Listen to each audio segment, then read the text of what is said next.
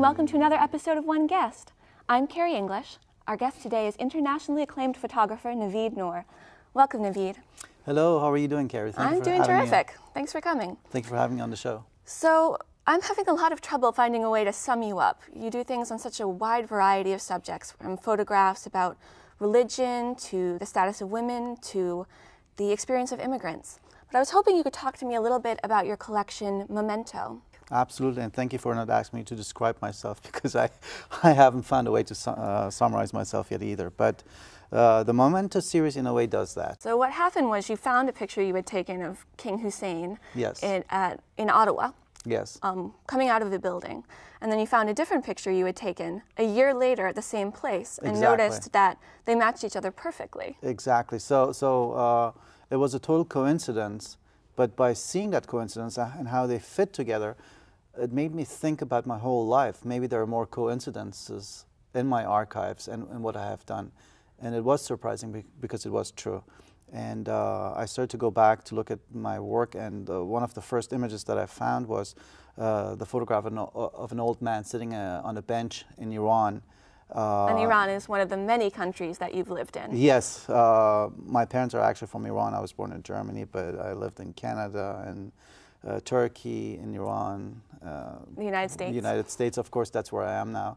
And this is the place I've been the longest. By looking at that picture of the old man on the bench and connecting with it, I was surprised to find another image that I took of another older gentleman that I took here in Boston. And so that became the start for the whole series in a way, to look at it that way. So we had that one, and then I have another picture of a mother walking her child in Iran. And I found the same situation in Malta, where a mother was doing the same thing with her kids on the street.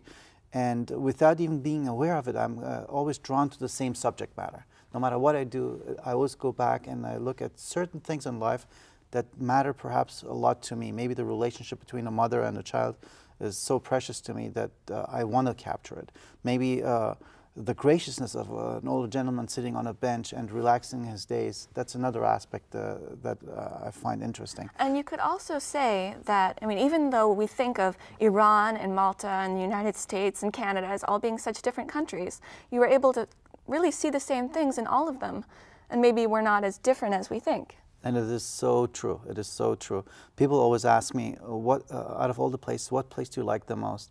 And I tell them, look up in the sky. It's always the same. Nothing changes.